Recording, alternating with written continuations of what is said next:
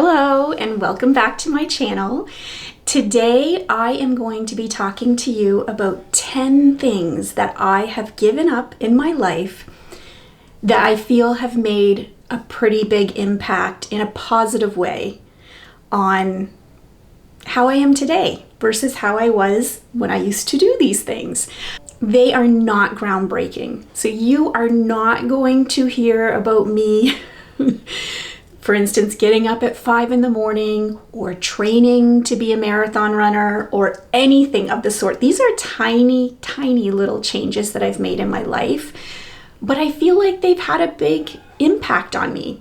They are very unique to my life, and so you may not really resonate with all the things I'm going to talk about, but what I'm hoping is that maybe you'll listen and you will realize that there's a few things that you could change as well that might make a positive impact on your life too. So I hope that you'll stay tuned and listen to these things.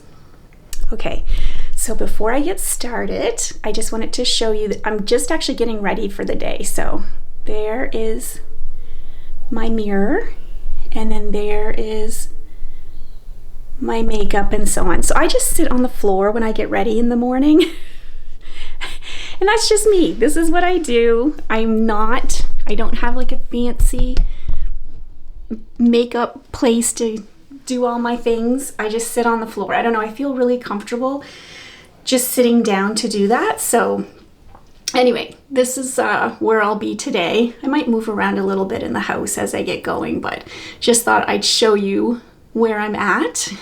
The first thing that I'm going to talk about is something that I haven't done for a very long time. So this is something that I used to do pretty much on a daily basis years ago, and that is to buy coffee every morning. When the kids were in daycare, I used to drop them off in the morning, and if I was either heading to work or if I was going back home after dropping the kids off at daycare, I always would go through the drive-through and get a coffee.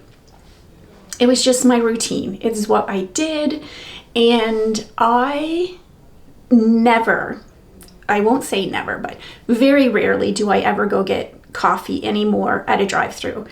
I pretty much just make my coffee at home. Now, the best thing that I could probably do would be to have no coffee at all, but to be honest, I enjoy coffee. I think I could go without drinking coffee, but I enjoy the ritual of it. So I like that it's a warm drink. I like what I do in the morning when I drink my coffee. So I typically do crossword puzzles, and I just find it comforting. So I enjoy my morning coffee. But what I think I enjoy the most about my morning coffee is I love deciding which mug I'm going to drink that morning. So I have a lot of mugs that I have collected over the years from places that I've visited on vacation, or for instance, I have a coffee mug from the university I went to. Friends have gifted me mugs.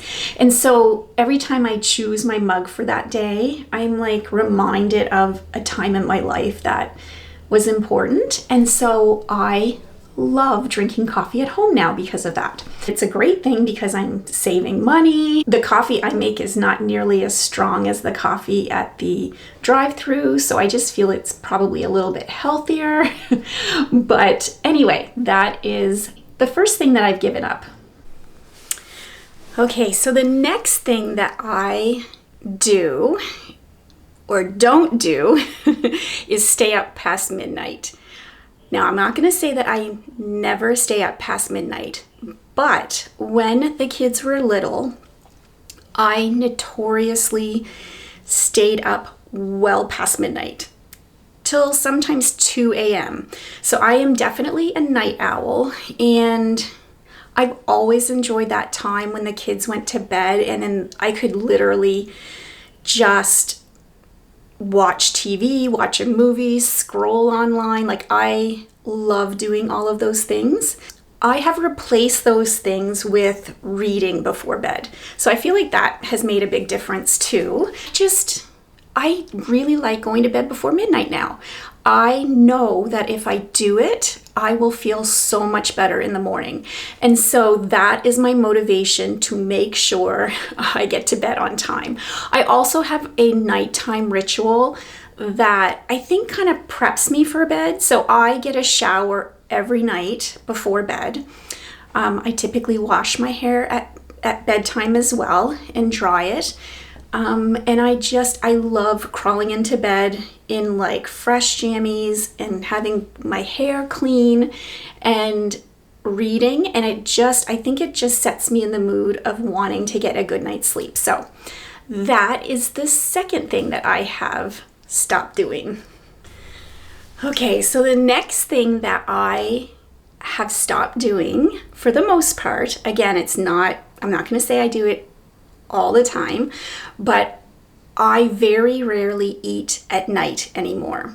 And I used to eat every single night. I would be so hungry at night, and I used to think there is no way that I can go to sleep on an empty stomach because it would be growling and I was just famished. And so it took a long time to break that habit. It's definitely a habit. It's something your body gets used to, and it's hard not to eat at night when you're hungry. But the way that I really broke through with that is I really started eating a lot of meals throughout the day. So increasing my food intake during the day, increasing the amount of protein I was eating, and just being really satisfied with my eating during the day. And then that was the way that I was able to cut out eating at night. And it was a process. But let me tell you that once I was able to stop it, it's just habit now that I don't eat at night. I don't crave things. I don't need to eat at night. And I feel so much better because of it. So, and that's how I did it. Like it was, it was hard, but it was definitely worth it for sure. So the next thing is I have stopped letting laundry pile up. I used to be the worst laundry person in the world.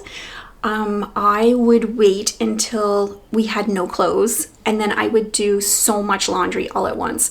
And it was just like the piles, the mountains of laundry. It was awful, honestly awful. I never felt on top of everything, and it was just an ordeal every time I went to do laundry. So this was a slow process to change this habit as well. But what worked for me is, number one, I had to get rid of a lot of clothes from our closets and our drawers. I realized that one of the limiting factors of me getting the laundry done is that I had too much stuff. And so when I went to fold the laundry, I had nowhere to put it. Like it didn't fit. All of my clothes didn't actually fit in my closet and in my drawers. So I had to get rid of a lot of clothes. And once I did that, it was nice having like empty hangers hanging in the closet that I could like put things on. So that was number one. Number two is that I had to do laundry pretty much every day. And I did really small loads of laundry because let me tell you, if you have a great big load of laundry that comes out of the dryer, the last thing you want to do is fold those clothes.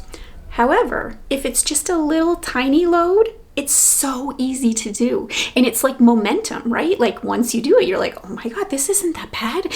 And it's so much easier to keep on top of now.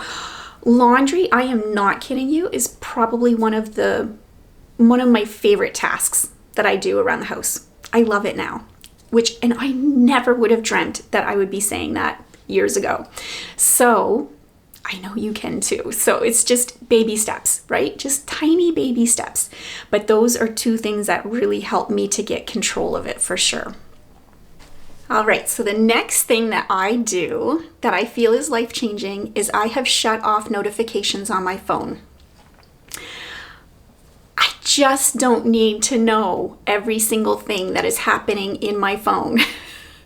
And I used to have them on, and it would drive me crazy. I was picking up my phone so much, and I'm on my phone enough as it is that there's no reason for me to have notifications on for every single thing that's going on. You know, if somebody's trying to call me, or text me and get a hold of me, it usually comes through on my watch. So that's good enough. I don't need to have everything going off on my phone. So that is a great tip that I think most of us could utilize. Okay, the next thing that I have stopped doing is catastrophizing. And that, I don't know if you've ever heard of that term before, but it is when you make up some terrible story in your head of something awful that's going to happen, and you keep replaying it over and over and over in your head.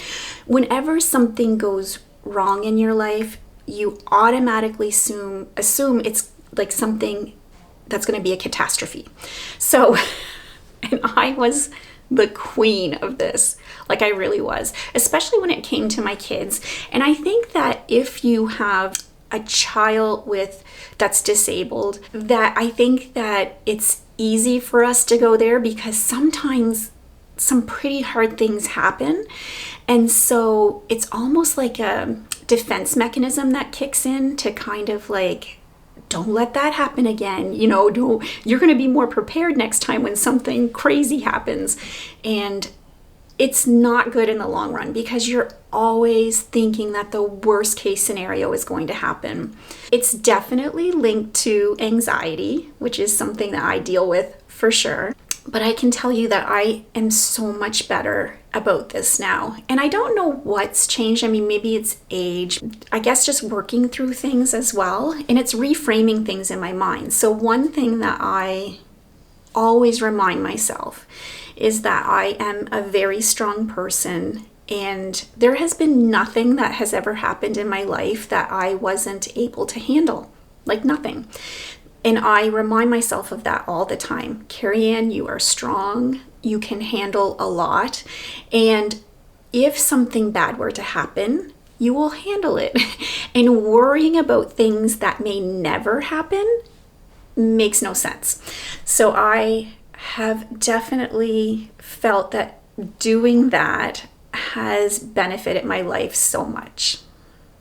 Okay, so the next thing that I don't do anymore is probably something that a lot of people would assume would be a benefit to actually doing, and that is multitasking. So for years, I felt like a failure because I couldn't multitask. If I'm doing a million different things, I am doing them all terribly. However, if I can just focus on one thing at a time, get that done, then move on to something else, I do things so much better. I used to work in a career that you had to multitask and you had a million interruptions through the day, and it was just not good for me. I find it causes me a lot of stress and anxiety, and I can't switch my brain on and off that quickly. So now, you know what? I even though it might take me a little bit longer, and I feel like, I don't know, I wish that I could almost do a bunch of things all at once. But knowing that that's not how my brain works, and just coming to that realization, I think it's helpful. And I have let go of the need to multitask, and I feel so much better because of it. Okay, so the next thing is I no longer worry about family dinners. I just don't. When I grew up, I think anybody who belongs to that Generation X time frame will probably agree with me that everybody had dinner together as a family. That's just what we did, right? And you all ate the same thing. It was just the way it was. And, my husband especially has a lot of fond memories of having dinner with his family, and that's where everybody talks. And, it's just like a bonding ritual almost. And so of course, when we had kids, we wanted that for our children. However, especially when you have a child who has food aversions, you have to change your whole mindset about it, right? So we we can't have a family dinner most of the time because there's a lot of foods that we eat that Will finds the smells and the sights of it just too much, and it would be distressing to him to have to sit at a table while we're eating those things. In order to honor that and to, I don't want to cause him distress. Like, I really don't. I have let go of the whole family dinner thing, and I have realized that there's other ways to bond with your family besides sitting around a table. And so one thing that I do find that we do, and I love, is in the evenings, a lot of times the kids will come in to our bedroom and we'll all pile onto that bed there, and we chat, we talk, we'll sometimes watch a show or a movie together, and like, that's like our bonding. There's lots of other times throughout the day that we chat with each other and check in and see, what we're up to and things that we're interested in at the moment. Everybody has a unique family. And as long as you can recognize that it doesn't have to look like everybody else, you'll be okay. Your kids will be okay. And your family is still special. So that is so if there's anyone out there dealing with that or worried about that, I am right there with you. And I send you love and strength, and you're doing great. You're doing great. Okay, so this one I climbed onto the bed for because my next thing that I don't do anymore is not make my bed. So I have made my bed now for many years. However, I feel like when I was young and like probably until I had kids, there was a lot of days I just didn't bother making my bed. I didn't see the point in it. I was like, nobody's going to see this bed. It's just going to be there all day. And I'm just going to mess it up again tonight. It's just a waste of time. But making your bed is so much more than just making your bed. I mean, we all know that now. It's like,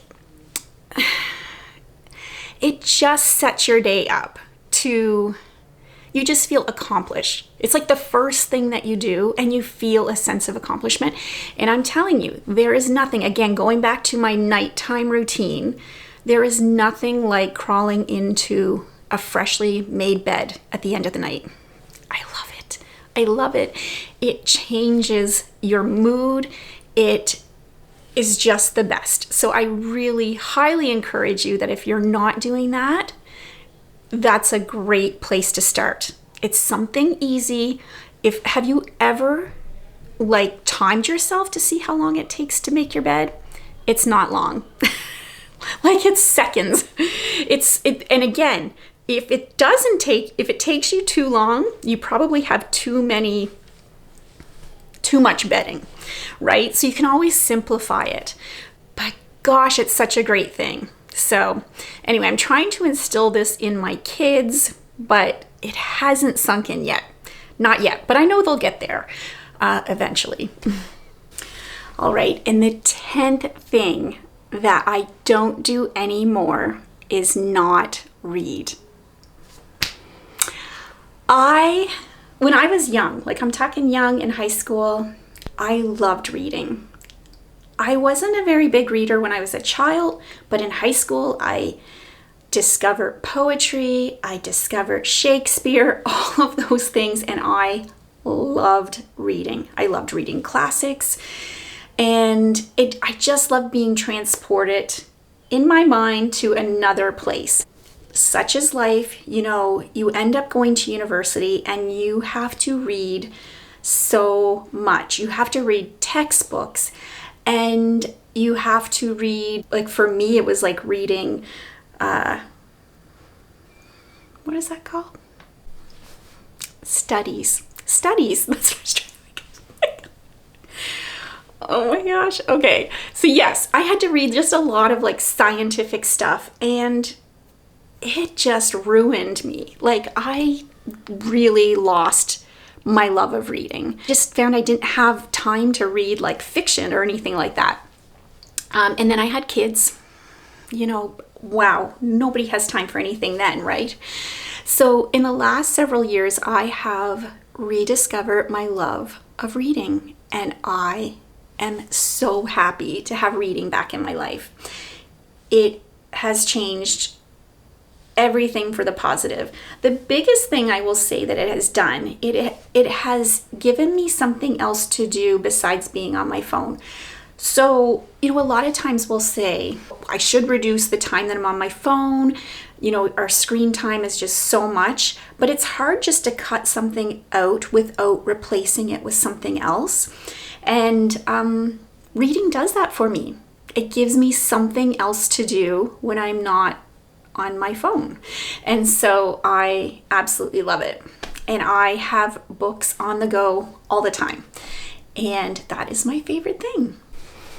So I hope that that was helpful and that it just gave you some ideas of ways that you can incorporate some things similar to this into your life.